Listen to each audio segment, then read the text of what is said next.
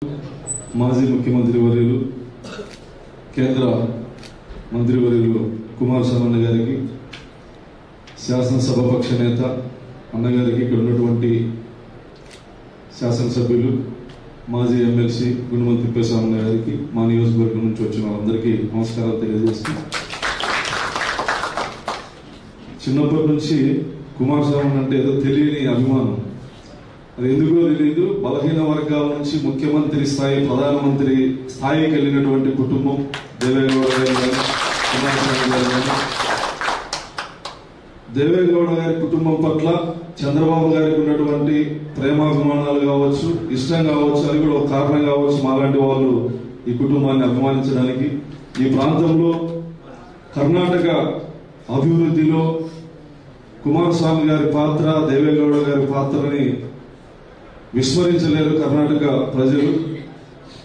కుమారస్వామి గారి పక్కన ఈరోజు నేను చిన్నప్పటి నుంచి అభిమానించినటువంటి నేత పక్కన కూర్చొని మా సమస్యలు చెప్పుకునే అవకాశం కల్పించినందుకు ఆయనకు కృతజ్ఞతలు తెలియజేస్తూ,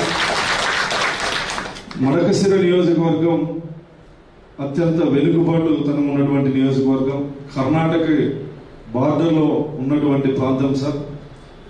పేదరికం ఎక్కువ ఉంది. మా దగ్గర ఎంతో మంది నిరుద్యోగ యువతి యువకులు ఉన్నారు. వాళ్ళందరూ కూడా దాదాపు 40,000 మంది కర్ణాటక, బెంగళూరు పరిసర ప్రాంతాల్లో జీవనోపాధి కోసం పనిచేసుకుంటా ఉన్నారు. కర్ణాటక మా ప్రజల్ని ఆదరించింది. మా మడకశిర నియోజకవర్గంలో పరిశ్రమల ఏర్పాటుకు మీరు కృషి చేసి పరిశ్రమలు అక్కడ ఏర్పాటు చేస్తే మీ రుణం తీర్చుకునే విధంగా మా నియోజకవర్గం చుట్టూ ఉన్నటువంటి కర్ణాటక బార్డర్ నియోజకవర్గాలు ఎవరైతే ఉన్నారో వాళ్ళకు కూడా జీవనోపాధి మా ప్రాంతం దగ్గర మీ రుణం తీర్చుకునే అవకాశం మాకు కల్పించాలని చెప్పి సందర్భంగా విజ్ఞప్తి చేస్తూ, అదేవిధంగా మా దగ్గర ఒక్కలిగా కులం అత్యధిక శాతం ఉంది, పేదరికంలో ఉన్నారు. వాళ్ళు రాష్ట్ర స్థాయిలో బీసీలో ఉండి కేంద్ర పరిధిలో ఓసీలో ఉండడం వల్ల రైల్వే కానీ ఇలాంటి ఉద్యోగాలకి అనేక అవకాశాలు కోల్పోతున్నారు. లింగాయతులు, అదేవిధంగా సాధారణ కమ్యూనిటీలు, వాల్మీకి, వీళ్ళందరికీ కూడా బీసీలో ఉన్నటువంటి వాల్మీకి ఎస్టీలో చేర్చడానికి కేంద్ర పరిధిలో ఉంది.